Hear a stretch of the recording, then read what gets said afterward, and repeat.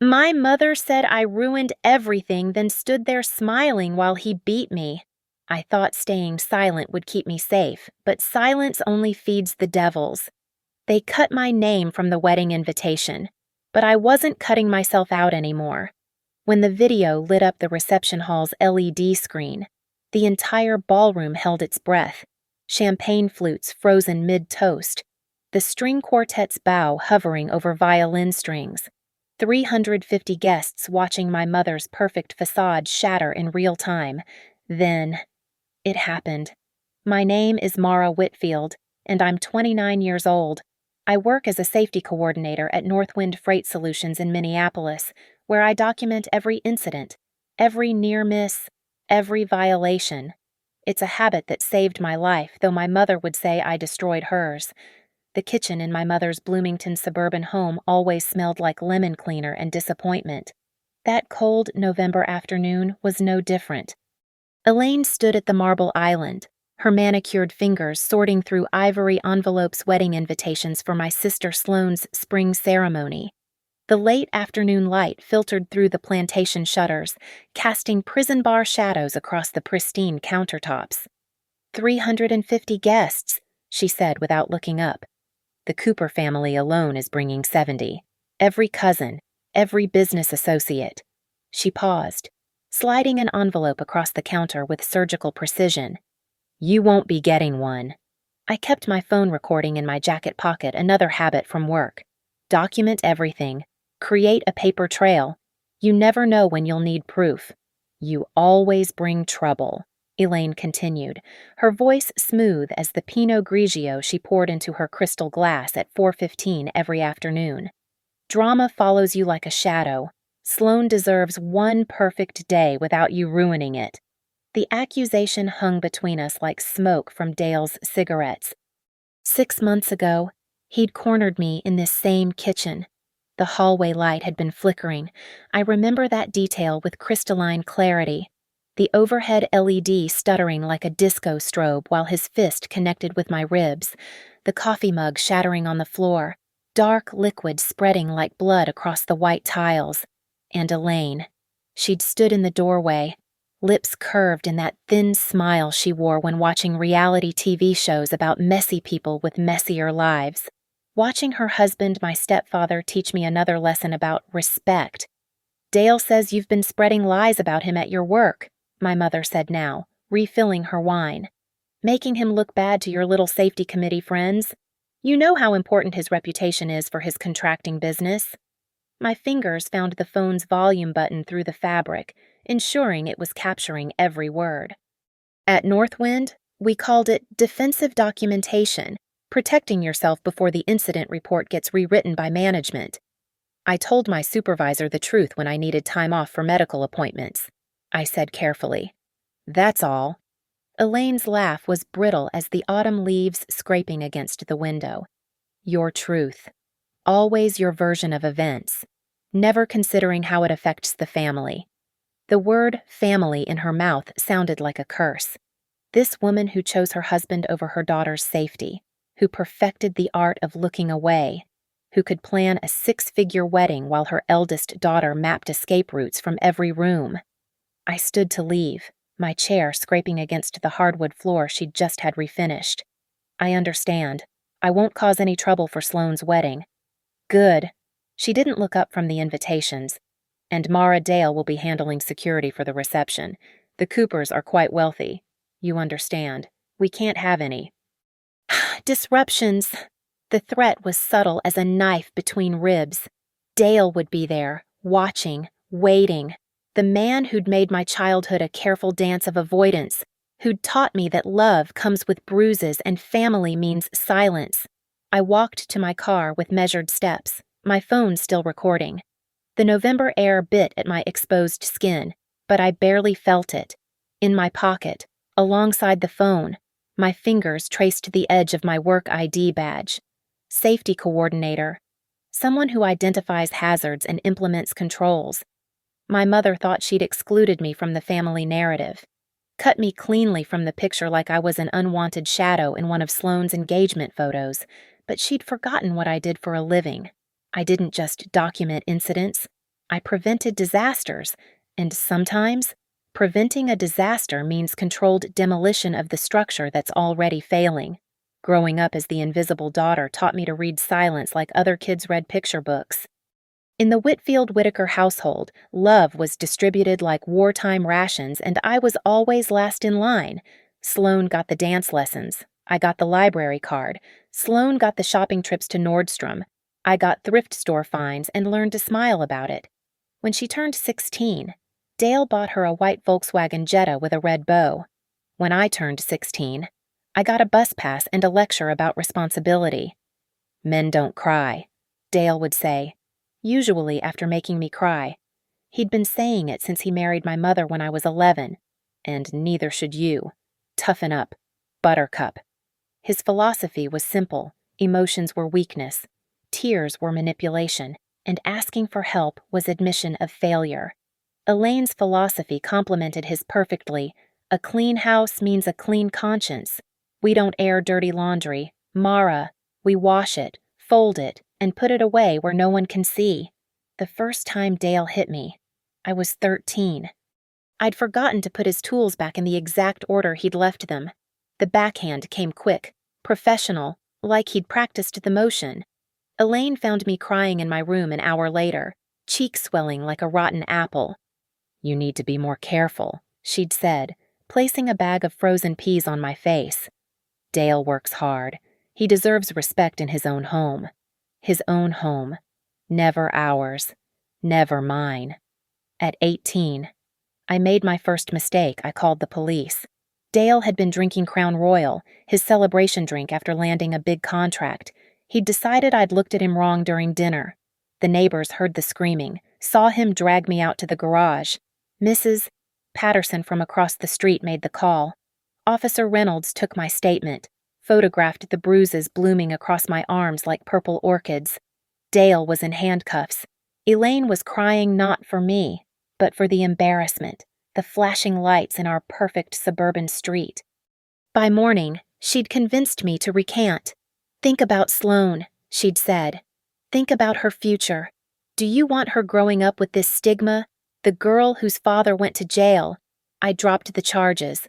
Dale came home. The bruises faded. The lesson remained. Family meant protecting the family image, even if the family didn't protect you. At 23, I finally moved out. Found a studio apartment near the warehouse district, with locks Dale didn't have keys to and neighbors who minded their own business. Elaine called it running away from your problems. I called it survival, but holidays still pulled me back like gravity. Thanksgiving, Christmas, Sloane's birthday. Each visit a careful choreography: arrive late, leave early, stay in sight of exits, keys always in pocket. At 28, last February, Dale broke the pattern. It wasn't a holiday, just a random Tuesday when he'd shown up at my apartment, drunk and angry about some perceived slight from weeks before. The hallway security camera caught him pounding on my door at 2:43 a.m. when I wouldn't let him in. He waited, caught me in the parking garage the next morning. The emergency room nurse was named Nadia Brooks. She had careful hands and knowing eyes. While she documented my injuries, 2 cracked ribs, bruised kidney, concussion, she asked the questions they're trained to ask. "This isn't the first time, is it?" I could have lied. Should have, according to the family rules. But something about the fluorescent hospital lights, the smell of antiseptic, the beeping of machines keeping other people alive, it made the truth seem suddenly possible. "No," I said. "It's been 17 years. Nadia took photos, measured bruises, created a medical record that couldn't be recanted or rewritten. She became my friend that day, though neither of us knew it yet. She also did something else, something that would matter 8 months later. She filed the images in a hidden folder. Just in case," she'd said. "Sometimes the truth needs backup copies." I went home that night to 14 missed calls from Elaine, not asking if I was okay, asking why I'd gone to the hospital, why I'd created a paper trail, why I insisted on making Dale look bad. "Who controls the story controls the truth," she'd said in her final voicemail. "And you've never understood that. Mara, You've never understood anything about keeping a family together." She was right about one thing. I didn't understand her version of family, but I was beginning to understand something else. Documentation wasn't just about recording incidents. It was about preparing for the moment when the truth would finally matter. The invitation that never came still arrived in other ways. Sloane's Instagram feed became a parade of wedding preparations, cake tastings, dress fittings, floral arrangements that cost more than my monthly rent. "The Linden Hall Ballroom," she gushed, with its crystal chandeliers and floor-to-ceiling windows overlooking the lake. 350 guests, a string quartet, a $120,000 flower budget that Elaine had negotiated down from $140. "Every relative is invited," my cousin Bethany texted me, confused. "Even crazy Uncle Robert who got drunk at Thanksgiving. Are you coming?" The family WhatsApp group, which I'd never been removed from, probably because Elaine forgot I was there, buzzed with updates. Dale's brothers from Texas, Elaine's entire book club, the Coopers' business associates from their investment firm, the mayor's wife, who'd gone to college with Mrs. Cooper, everyone except the daughter who'd ruined everything. The final straw came on a Thursday evening in late March. Sloane had asked me to meet her at the bridal shop not for the official fitting, but to catch up. I should have known it was a trap. The parking lot of Belle Marie was nearly empty at 8:30 p.m. Sloane's white Jetta, upgraded now to an Audi, engagement gift from the Coopers, sat next to Dale's massive Ford F-250. My stomach clenched, but I'd already texted Sloane I was here. They were waiting outside. Sloane in her perfect blonde waves, looking uncomfortable. Dale in his work clothes, paint splattered on his boots, cigarette smoke creating a halo in the streetlight. "We need to talk," Sloane said, not meeting my eyes. "About what?" I kept my distance, my back to my car. "About you trying to sabotage my wedding," Dale said, flicking his cigarette onto the asphalt. "Calling vendors, asking questions. That shit stops now." I hadn't called anyone, but defending myself would only escalate things. I'd learned that at 13. "I haven't." The punch came fast, aimed at my shoulder, spinning me into my car door. Professional, like always. Placement that would bruise but not show in a tank top. Dale had 17 years of practice. "You're a pathological liar," he said, his voice steady as his contracting quotes. "Always have been. Making up stories, trying to get attention. Your mother's in there crying because you're trying to ruin your sister's special day." I looked at Sloane, my baby sister who I'd taught to ride a bike, who'd crawled into my bed during thunderstorms, who'd watched me take hits meant for her until she got old enough and pretty enough to become valuable. She stood there, examining her engagement ring, 2 carats, cushion cut, Cooper family heirloom, while Dale grabbed my upper arm, fingers finding the exact spot that was still tender from February. "You're not coming to the wedding," he said, close enough that I could smell the Crown Royal under the cigarettes. "You're not calling anyone. You're not even driving past the venue that day." Understood. Through the bridal shop window, I could see Elaine inside, chatting with the owner, gesturing at a veil display. She glanced out once, saw Dale's hand on my arm, saw me pressed against my car. She smiled. That thin, satisfied smile I'd seen 1,000 times. The smile that said the family order was being maintained. "I understand," I said. Dale released me with a shove. "Good. Now get the fuck out of here before I decide you need another lesson in respect." I drove straight to the emergency room, not the one from February, a different hospital, 12 miles away. I knew the routine now.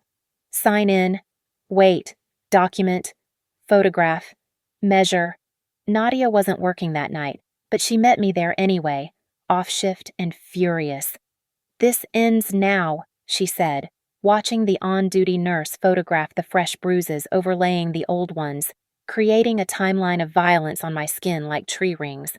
"I know," I said, and I did know. Sitting under those harsh hospital lights, filling out forms that asked the same questions in different ways, I finally understood something crucial. My mother had been right about one thing: who controls the story controls the truth. But she'd been wrong about who was going to control this story's ending. The nurse printed the photos. I signed the papers. The official record was created date-stamped, witnessed, filed in systems Dale couldn't access and Elaine couldn't charm her way into. "Are you pressing charges?" the nurse asked. "Not yet," I said. But I'm done being silent. Nadia drove me home. We sat in my apartment until 3 a.m. planning. Not revenge that would be illegal, but truth. Truth was perfectly legal, and the truth, delivered at the right moment, in the right place, could be more devastating than any violence Dale had ever dreamed of. The Minneapolis Police Department's community outreach office smelled like burnt coffee and hope deferred. Officer Jules Kramer sat across from me, reviewing my medical records with the practiced eye of someone who'd seen too many cases like mine. 17 years of documentation, she said, not a question, but a statement of fact. Multiple hospital visits, photos, witnesses. Why now? Because he's escalating, I said, and because my sister's wedding is in 6 weeks. He'll be there, drinking, celebrating, playing the proud father. I need protection. Kramer explained the temporary protective order process with the patience of someone teaching crucial survival skills. File the petition, present evidence, attend the hearing. If granted, Dale would be legally required to stay 50 feet away from me. Any violation would mean immediate arrest. "The photos from last week are damning," she said. "The pattern of bruising, the medical records showing repeated injuries in the same locations. This is textbook domestic violence documentation." She paused. "You understand he'll be served publicly. This will become a matter of record." "I'm counting on it," I said. She gave me a long look. "Most victims want discretion. You seem to want something else." "I want safety through accountability," I said. "At my job, we don't hide hazards. We post warnings. Big, bright, impossible to ignore warnings." That afternoon, I met Tess Reinhardt at a coffee shop downtown. She was a features reporter for the Minneapolis Tribune, hungry for stories that mattered. Nadia had connected us they'd met covering a healthcare workers' strike. "I can't publish anything from sealed court records," Tess said up front. "But if something happens in public, if there's an arrest at a society wedding..." She let the possibility hang between us like a promise. "I'm not asking you to do anything illegal," I said. "Just be aware that the Cooper Whitfield wedding might be more eventful than the society pages expect."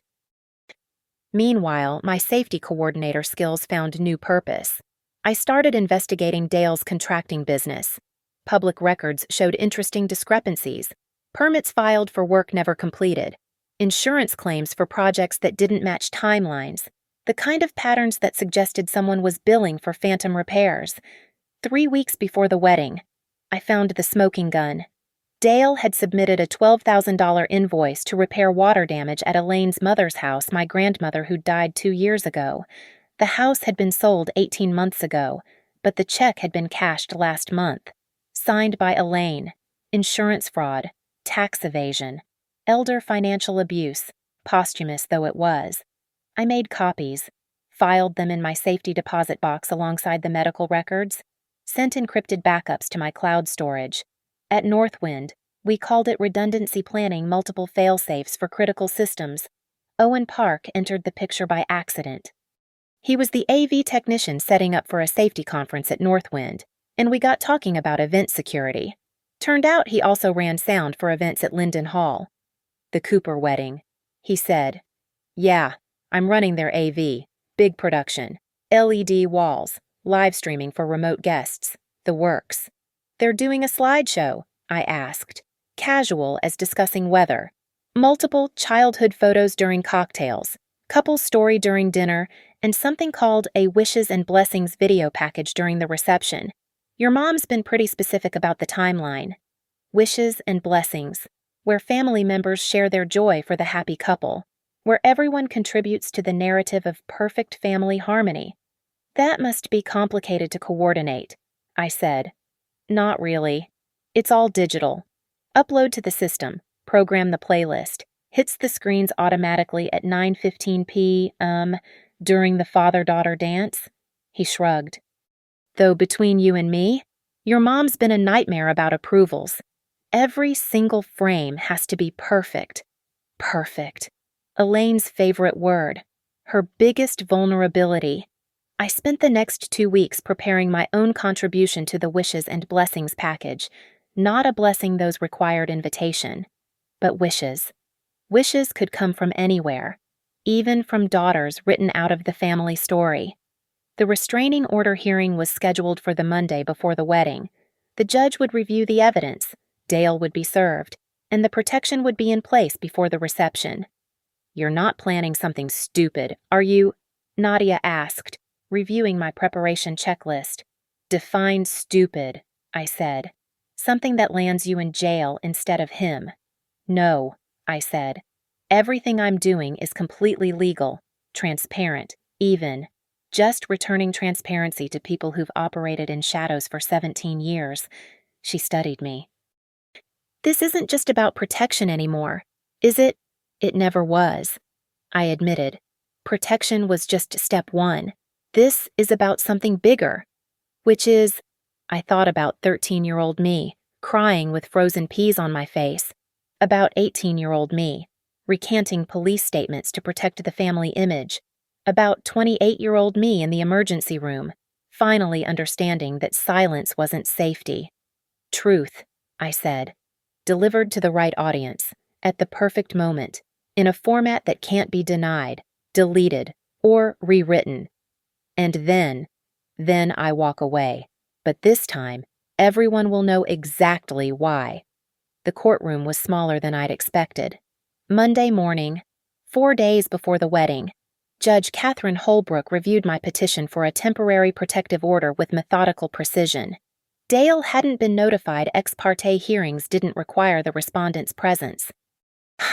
"Miss Whitfield," she said, looking over her glasses at the stack of medical records. "This documentation spans 17 years, multiple emergency room visits, consistent patterns of injury." She pulled out the photos from March, the bruises overlaying February's fading marks like a violent palimpsest. "This is some of the most thorough documentation I've seen. I work in safety compliance," I said. "Documentation is what I do." She granted the TPO immediately.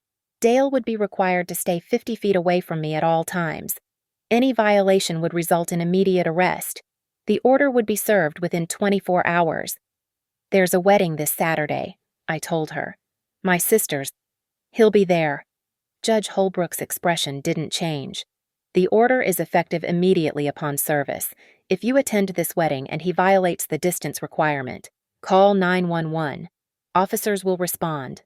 Officer Kramer was waiting outside the courtroom. "I'll personally serve him tomorrow," she said. "And Miss Whitfield, I'll be off duty Saturday night, but I might stop by Linden Hall. Beautiful venue. My cousin had her reception there." That evening, Owen Park met me at a Caribou Coffee near the venue. I'd told him I was Sloane's sister, wanting to contribute to the wedding despite a complicated family situation. Not technically a lie. "The wishes video package is already locked," he said, apologetic. "Your mom approved the final version yesterday." "I understand," I said, sliding a USB drive across the table. "This isn't for the official package, but if somehow the wrong file got loaded, or if there was a technical glitch." I let the suggestion float. Owen picked up the drive, weighing it like it contained explosives. "What's on here?" "Evidence that the wedding toast speeches might not tell the whole truth about our perfect family." He was quiet for a long moment. "My dad was like yours," he finally said. "Everybody loved him. Coach, church deacon. Nobody believed my mom until he broke her jaw at a school fundraiser." He pocketed the drive. "Technical glitches happen all the time at weddings, especially around 9:15 p.m., during emotional moments when people are distracted." The next piece required legal precision. My lawyer hired with my safety compliance bonus drafted a careful letter regarding the footage from my neighbor's security camera showing Dale's assault in the parking lot. The recording occurred in a public space with no reasonable expectation of privacy, she confirmed. "The mall parking lot has posted signs about surveillance. You're free to use this footage however you wish, as long as you don't profit from it or use it for commercial purposes." What about showing it at a private family event? She smiled. Family videos at family gatherings. Perfectly legal. I spent Tuesday night editing. The security footage was crystal clear. Dale's fist connecting with my shoulder. Me spinning into my car. Elaine visible through the bridal shop window, watching, smiling. I added the timestamp, synchronized with my emergency room admission 3 hours later. The audio was simpler. My phone recording from Mom's kitchen. You always bring trouble. Drama follows you like a shadow. Her voice, clear and contemptuous. Dale will be handling security for the reception. Wednesday. Dale was served at a job site. His crew watched a uniformed officer hand him the papers, watched his face turn purple as he read them, watched him crumple the order in his fist before his foreman reminded him that violating a TPO meant jail time. Elaine called me 43 times. I didn't answer. She left one voicemail. You vindictive little bitch. You're trying to ruin your sister's wedding. This is why you were never invited. This is why you'll die alone. I saved that recording too. Thursday. I had the complete package ready. 3 minutes and 20 seconds of truth. Perfectly timed for the father-daughter dance. The LED walls at Linden Hall would display it in high definition. The live stream would broadcast it to remote family members. The Cooper family's business associates would see it all. No violence. No illegal actions. No defamation. Truth is an absolute defense. Just evidence. Presented in the forum they'd chosen, to the audience they'd assembled, at the moment they'd designated for family celebration. My lawyer reviewed everything one final time. Legally, you're clear. The restraining order is valid and served. The footage is legally obtained. The audio is from a conversation you were part of. She paused. But Mara, this will burn every bridge. Are you prepared for that? I thought about bridges, about who built them and who maintained them and who decided when they were too dangerous to cross. In my job, when a structure was compromised beyond repair, we didn't pretend it was safe. We posted warnings. We redirected traffic. Sometimes, we conducted controlled demolitions. The bridges were already burning, I said. I'm just making sure everyone sees the fire. Friday night, I backed up everything one more time. USB drives in my apartment, my car, my desk at work. Cloud storage with automated emails set to send to Tess if anything happened to me.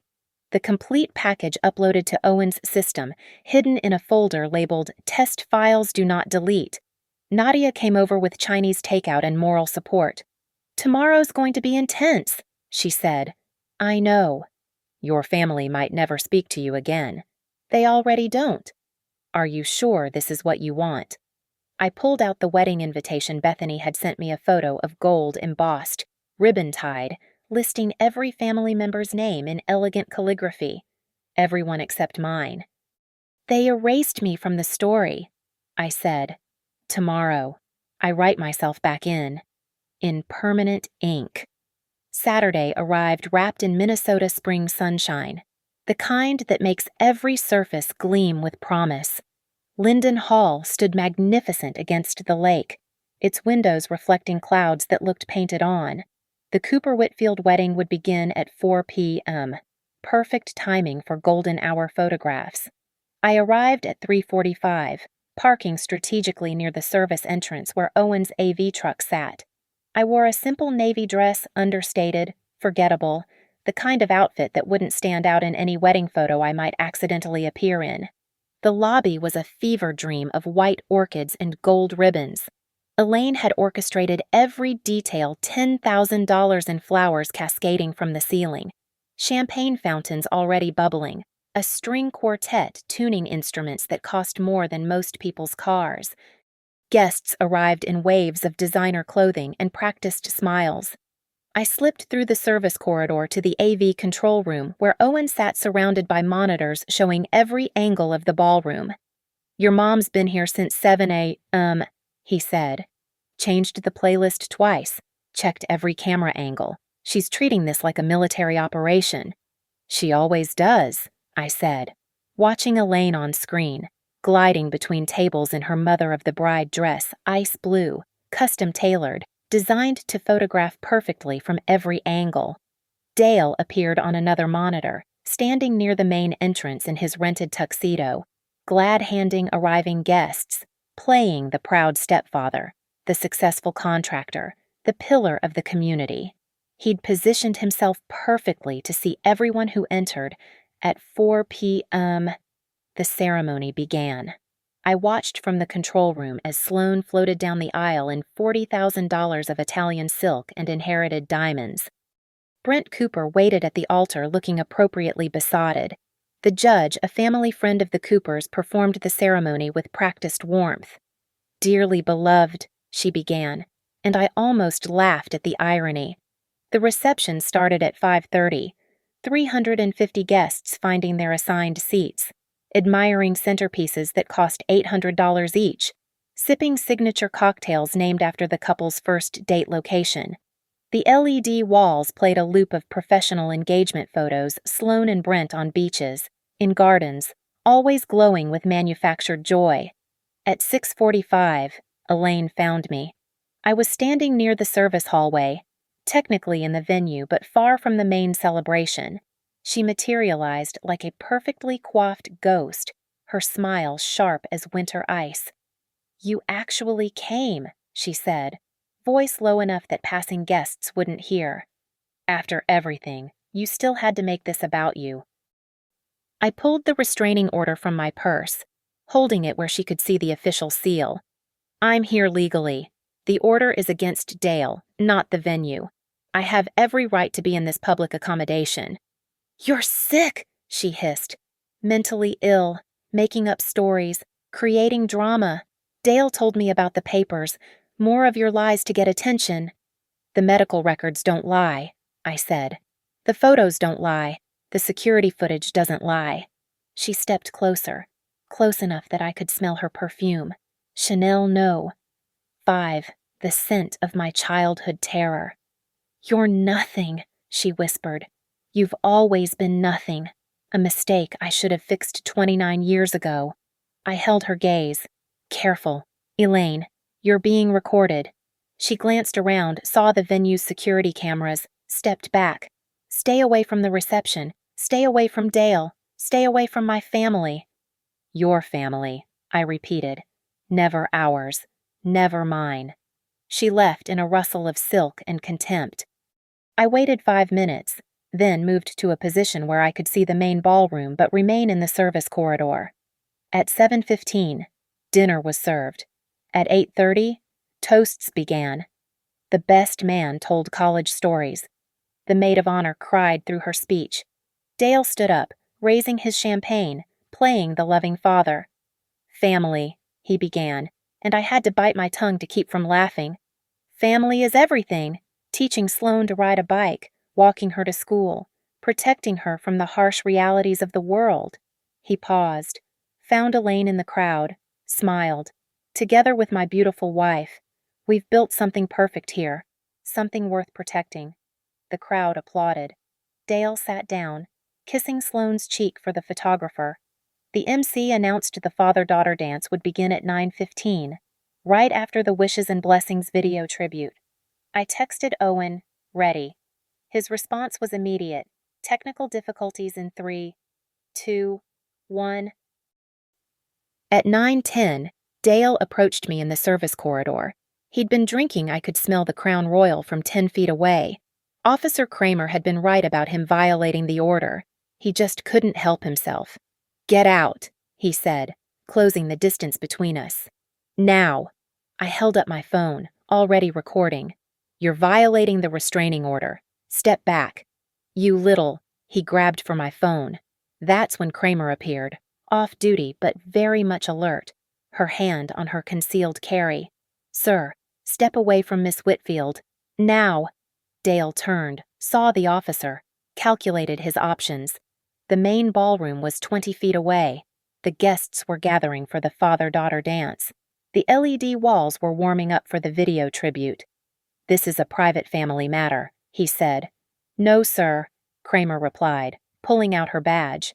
"This is a legal matter, and you're under arrest for violating a protective order." The music started in the ballroom. The lights dimmed.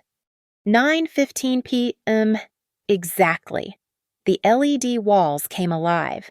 The first thing the wedding guests heard was Elaine's voice, crystal clear through the ballroom's premium sound system. "You always bring trouble. Drama follows you like a shadow. You won't be getting an invitation." The LED wall's 3 massive screens positioned for perfect visibility lit up with the kitchen recording's transcription, each word appearing in elegant script against black. The champagne toasts stopped mid-sip.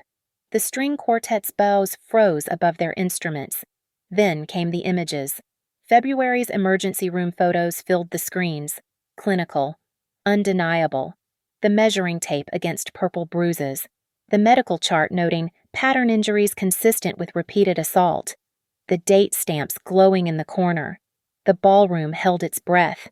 Someone dropped a champagne flute, the shatter echoed like a gunshot. The security footage played next. The parking lot. Dale's fist connecting with my shoulder. My body spinning into the car, and there in the bridal shop window, Elaine watching, smiling. The timestamp matched the ER admission 3 hours later, synchronized evidence that painted the truth in high definition. "Jesus Christ," someone whispered. Mrs. Cooper stood up, her hand over her mouth. The mayor's wife was recording with her phone. In the service corridor, Dale lunged past Kramer toward the AV room, but she'd anticipated it.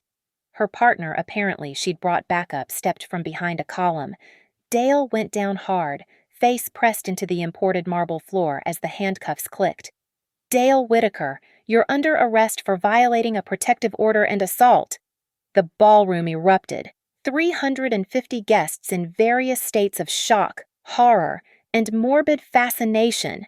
The live stream chat visible on the right side of the LED wall exploded with comments from remote family members, cousins in California, aunts in Florida, business associates in Tokyo, all watching Elaine's perfect family collapse in real time.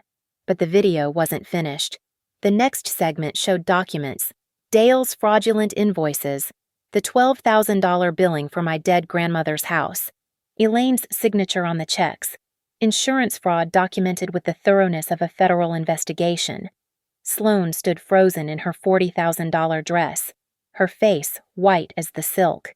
Brent Cooper had backed away from her, his family forming a protective cluster near the exit. The photographer, God bless him, kept shooting, documenting the $1,000 centerpieces and the disintegrating reception. Elaine charged through the crowd toward the AV station, her ice blue dress billowing like a war flag. "Turn it off, turn it off." But Owen had locked the system. The presentation would run its full 3 minutes and 20 seconds. No overrides, no interruptions, just truth, delivered to the audience Elaine had so carefully curated. The final frame appeared a simple black screen with white text. "To the family who erased me, I existed. I survived. I remember everything." Then silence. The LED walls went dark. The regular lights came up, harsh and revealing. Mascara streaked down faces. The wedding cake stood untouched, its sugar flowers looking grotesque under the fluorescence. Dale was being hauled out in handcuffs, Kramer reading him his rights while her partner filmed everything for evidence. He passed the gift table $20,000 in wrapped promises and the coat check where Elaine's fur wrap hung like a dead animal. "You fucking bitch!" Elaine screamed, finding me in the crowd. "You destroyed everything. Everything." The guests parted like the Red Sea, 350 witnesses to her breakdown, the live stream still rolling, broadcasting her rage to everyone who couldn't attend. "No," I said, my voice carrying in the silence. "I just returned the truth to where it belonged." "In the light, with witnesses." Sloane was sobbing, her perfect makeup running in rivers down her cheeks. "Mara, how could you? How could I?" I looked at my sister, the one who'd stood silent in a parking lot while Dale hurt me, who'd chosen her wedding over my safety. "How could you? How could any of you?" Tess Reinhardt was already at the door, her recorder visible, her photographer capturing the scene. Tomorrow's headline was writing itself, Society wedding becomes crime scene domestic violence exposed at Cooper Whitfield reception. Mrs. Cooper approached Sloane, removed the family heirloom engagement ring from her finger, and walked out without a word. The business associates followed, then the mayor's wife, then everyone else. An exodus of evening gowns and embarrassed murmurs. Within 10 minutes, Linden Hall's ballroom was nearly empty. Just Sloane in her ruined dress, Elaine screaming threats, and the string quartet packing their instruments they hadn't been paid yet anyway. The wedding coordinator appeared with the final bill, $190,000 for a reception that lasted exactly 2 hours and 15 minutes. Non-refundable. I walked toward the exit, my heels clicking on marble that cost more per square foot than most people made in a week. Behind me, Elaine was still screaming, her perfect voice finally cracking, finally real. At the door, I turned back once. The LED walls had returned to their default setting, a slideshow of Sloane and Brent's engagement photos. But nobody was watching anymore. The fairy tale was over. The truth had finally attended a family gathering, and this time, it hadn't come alone. I handed the USB drive to Officer Kramer in the parking lot. The original files, everything backed up, chain of custody maintained. She sealed it in an evidence bag while Dale sat in the back of her patrol car. His rented tuxedo wrinkled, his carefully constructed image shattered like the champagne flutes inside. "This will be part of the criminal case now," she said. "Assault, violation of protective order, and with what you've documented here, probably fraud charges too." Owen emerged from the service entrance, carrying his equipment cases. He gave me a small nod. The system had worked perfectly. Every guest had seen what they needed to see. Every remote viewer had witnessed the truth. The recording would exist forever in hundreds of phones, thousands of screenshots, the permanent digital record that Elaine could never erase or rewrite. Sloane stumbled out in her wedding dress, the $40,000 silk dragging on the asphalt, picking up oil stains and dirt. Her tiara, a Cooper family heirloom, sat crooked, making her look like a broken fairy tale. "Mara, wait," she called out. I stopped but didn't turn around. "Mom's having a breakdown. The venue is demanding payment. The Coopers are threatening to sue. Everything's ruined." "No," I said, finally facing her. "Everything's revealed. There's a difference." "But it's my wedding day," she sobbed, as if that still meant something. As if the day hadn't already shown everyone exactly what kind of family she'd come from. "It was your wedding day," I corrected. "Now it's the day everyone learned the truth." Elaine appeared in the doorway, aged 10 years in 10 minutes, her perfect hair disheveled, her designer dress askew. She looked smaller somehow, like the truth had physically diminished her. "You'll pay for this," she said. But the threat was hollow now, echoing in the empty space where her authority used to live. "I already paid," I said. "For 17 years. I paid. Tonight was just the receipt." The parking lot was filling with leaving guests, everyone avoiding eye contact, hurrying to their cars. Tomorrow, the social media posts would start. The whispered conversations at the country club, the canceled invitations to Elaine's book club, the contractors who'd suddenly be too busy to take Dale's calls from jail. Tess Reinhardt intercepted me at my car. "Can I get a statement?" "Everything you need was on those screens," I said. "The evidence speaks for itself." "And what about you? What's next for Mara Whitfield?" I thought about it. My family was gone, but then, hadn't they always been? My reputation in certain circles was destroyed, but those were circles that had protected Dale, enabled Elaine, ignored the bruises for nearly 2 decades. "I go back to work on Monday," I said. "I continue documenting hazards and implementing safety protocols. Just now, the hazards are removed from my personal life too." The spring night air was cool and clean. Somewhere behind me, sirens wailed, probably the additional units Kramer had called for crowd control. The wedding that had cost more than most people's annual salary had lasted just over 2 hours. The marriage hadn't happened at all. I drove away from Linden Hall, past the ornamental gates Elaine had insisted on decorating with white roses, past the valet station that would charge the estate for 4 hours minimum despite the early ending. In my rearview mirror, I saw the lights' police cars, the venue's emergency lighting, and the soft glow from 350 phone screens still recording the aftermath. My phone buzzed with messages. Nadia. Saw the live stream. You did it. Cousins who'd been silent for years. We're sorry. We should have known. Numbers I didn't recognize. Your story gives me hope. But I didn't read them all. Not yet. Tonight was for breathing. For existing without watching for Dale's truck in my rearview mirror. For sleeping without mapping escape routes from my own bed. The Minneapolis skyline glowed ahead of me, reflected in the lake that Linden Hall overlooked. Somewhere in that city was my small apartment with its good locks and neighbors who'd finally stop asking about my family. My job where I'd return Monday morning to continue keeping people safe. My life imperfect, traumatized, but finally, fully mine. I pulled into my building's garage at 10:43 p.m. The security camera recorded my entry, another moment documented, but this time on my terms. I took the stairs to my apartment, each step feeling lighter than the last. Inside, everything was exactly as I'd left it. No family photos on the walls, there never had been any worth displaying. No wedding invitation on the refrigerator, that privilege had been denied. Just my space, my truth, my survival made manifest in every carefully chosen piece of furniture, every lock, every exit route I no longer needed to memorize. I stepped onto my small balcony, looking out at the city lights. Somewhere out there, Dale was being processed at the county jail. Elaine was probably still at Linden Hall, screaming at lawyers on the phone. Sloane was discovering that the Cooper family connections she'd married into were conditional on respectability.